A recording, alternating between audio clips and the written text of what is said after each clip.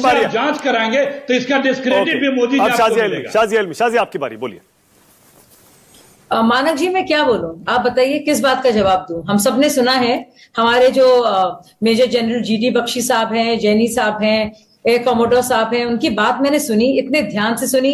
एक मिनट भी मुझे लगा नहीं कि मुझे बीच में बोलना चाहिए। आप मुझे बुलाते भी नहीं, पूछते भी नहीं मुझसे, मैं इतनी शांत और आराम से तरह से बैठती, क्योंकि मुझे कुछ सीखने को मिल रहा था। मुझे मालूम है ये लोग निष्पक्ष तौर पर जो है हमारे सिपाही हैं और इनका कोई एजेंडा नहीं, इनका एक एजेंडा है, भारत का इंटरेस्ट, देश का इंटरेस्ट। और इसीलिए काश उनकी बातों को उतने ही ध्यान से हमारे कांग्रेस के प्रवक्ता भी सुनते, क्योंकि शायद वो सुन नहीं पाए और समझ नहीं पाए।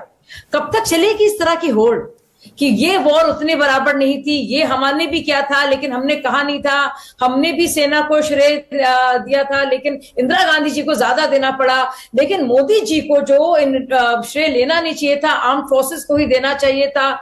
डीजीएमओ की ब्रीफिंग्स हम सुनना चाहते नहीं है क्योंकि हमें इसमें यकीन नहीं है। इसलिए खुलेआम हम बार बार वो सवाल पूछेंगे जो इंटरनेशनल कम्युनिटी में पाकिस्तान पुछवाना चाह रहा है कि हमारे एसेट्स को या हमारे राफेल या मिराज या जो भी हमारे विमान को कोई कितना नुकसान हुआ कि नहीं हुआ, क्या वाकई में इतना नुकसान हुआ, क्यों नहीं हम लोग जो है टेररिस्ट जो ठिकाने थे पूरी तरह से उनको नेस्तो नाबूद कर पाए, ऐसा क्या प्रमाण है कि वहां पे आतंकवादी मौजूद थे, ये बताया जाए कि क्यों हमारी वेपनरी जो थी और जो इंटरसेप्शन सिस्टम से हमारे उसमें क्या कमी रह गई थी, क्यों पाकिस्तान इतना आक्रामक रहा। मतलब किस तरह के सवाल हम लोग रोजाना सुन रहे हैं।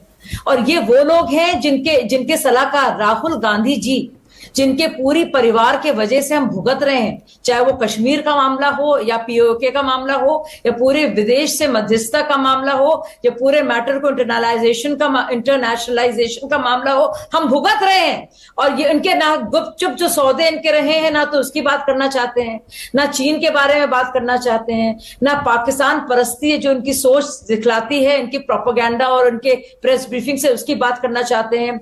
जयराम रमेश ये तक कहते हैं कि वहां पे टेररिस्ट घूम रहे हैं और यहाँ पे जो एमपीज घूम रहे हैं, अपने ही एमपीज को चुने हुए जो रिप्रेजेंटेटिव्स हैं, जो पार्लियामेंटेरियंस हैं, जो रिफ्लेक्ट करते हैं will of the people of India, वो अलग अलग विभिन्न पार्टी से हैं। उसमें आप देखिए चाहे शशि थरूर साहब हो, सलमान खुर्शीद साहब हो, या फिर मनीष तिवारी हो, या असदुद्दीन ओवैसी हो, या हमारे भाजपा के इतने ढेर सारे सांसद हो।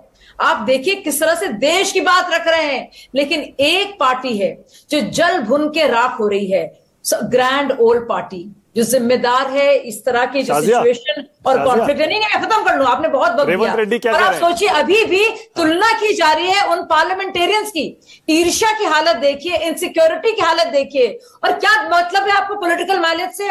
जब पुलवामा की बात हुई थी क्या कहा गया था, इतनी भद्दी बात कही गई थी, कहा गया था पॉलिटिकल स्टंट है क्योंकि इलेक्शन पास थे। अब तो कोई इलेक्शन नहीं है, अब बिहार का है, लेकिन बड़ी तकलीफ हो रही है। क्यों बोले बिहार में? शाजिया, रेवंत रेड्डी कह रहे हैं कि अगर राहुल गांधी प्रधानमंत्री होते, शाजिया बोलेंगे, शाजिया बोलेंगे, शाजिया आप रेवंत रेड्डी कह रहे हैं राहुल गांधी प्रधानमंत्री होते तो पीओके वापस आ गया होता कब का। प्रधानमंत्री मोदी युद्ध नहीं जीत सकते। कांग्रेस थी पावर में, इसीलिए पीओके रहा, बना सिचुएशन। हम सब जानते हैं, देखिए सारे हमारे एक्सपर्ट्स बैठे हैं, अच्छा नहीं लगता, सब हिस्ट्री सब जानते हैं, रोज रोज हम लोग पाठ सुनते हैं, पाठ पढ़ाते हैं, सब इतिहास सब जानते हैं, चाहे 48 की बात हो या फिर 65 की बात हो, क्या कुछ हुआ। हम ये भी जानते हैं क्या हुआ 71 में, उसको कोई क्रेडिट किसी का कोई ले नहीं रहा है। आप इंदिरा गांधी जी को मतलब ये किससे भी आप बनाएंगे कि उनको वाजपेयी जी ने मां दुर्गा कहा, भाई इसका कोई प्रमाण तो है नहीं, लेकिन वाकई में दुर्गा का वो रूप रही होंगी। कोई नहीं कह रहा इससे, कोई भाग नहीं रहा इससे। लेकिन जब प्रधानमंत्री जी की तरफ से, पॉलिटिकल विल की तरफ से जो कार्ड ब्लांच दिया गया है हमारे आर्म फोर्सेस को, जिस निर्णायक तौर से हम लोग आगे बढ़ रहे हैं, जिस तरह से हम लोग पूरे स्ट्रेटेजिक रिस्ट्रेंट की डॉक्ट्रिन के को हटाकर दरकिनार करके सामने से वार कर रहे हैं और बहुत ही प्रिसिशन के लेवल पर अब सोच समझकर जो टेररिस्ट हेवन्स हैं मानक जी। उनको खत्म कर रहे ठीक है, हैं। शाजिया, एक सवाल और। बजाय खुश एक होने सवाल के, और, शाजिया, एक बजाय सवाल देश और। के साथ खड़े होने के, शाजिया, एक ये सवाल और। पाकिस्तान के उन स्लीपर सेल का काम कर रही है ओके, कांग्रेस शाजिया, पार्टी। एक सवाल और, एक ब्रांड सवाल और। पार्टी बन गई शाजिया, है पाकिस्तान साइनो पाक ओके, शाजिया, प्रोपेगेंडा सेल का हिस्सा। शाजिया, एक उसको सवाल, देखकर एक बहुत सवाल ही और, वन शर्म आती है मोर और क्वेश्चन, अफसोस होता है। क्वेश्चन, एक सवाल और। अभी आपने तीनों हमारे डिफेंस एक्सपर्ट्स को सुना, वो भी हमारे एयर चीफ मार्शल का दर्द शेयर कर रहे हैं। आपको भी बिल्कुल लगता है सही है वो। आपको भी लगता है कि हमने देर कर दी? ठीक है, यूपीए सरकार, उससे पहले की सरकारों में डिले था, पर पिछले 10 साल 11 साल में भी वैसा ही हुआ है, कुछ बदला नहीं है शाजिया? ऐसा नहीं है, कुछ नहीं बदला है, और हमने सारे सबको सुना है। और प्रधानमंत्री जी ने सबसे पहली बार इस तरह से, चाहे वो भारत की बात हो, चाहे उसकी जरूरतों की बात हो, चाहे ऐसी डिफेंस डील की बात हो जिसमें कभी भी करप्शन नहीं हुआ, यकीन नहीं आया राहुल गांधी को। पार्लियामेंट से फटकार मिली, राफेल में भी क्या क्या बातें कही गई, चौकीदार चोर है, चौकीदार चोर है। तो आप जरा सोचिए, कोई मुकाबला नहीं किया जा सकता, सालों साल का करप्शन।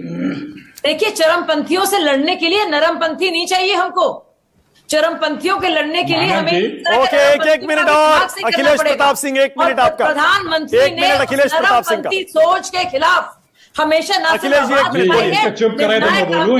शाजिया, इसके बाद आपकी बारी है, एक सेकंड, मानेंगे नहीं। अखिलेश जी की बारी है, अब अखिलेश जी, बीजेपी के इसके बाद दूंगा आपको मौका। शाजिया, एक दीजिए। सेकंड प्लीज, देखिए, इसके बाद दूंगा।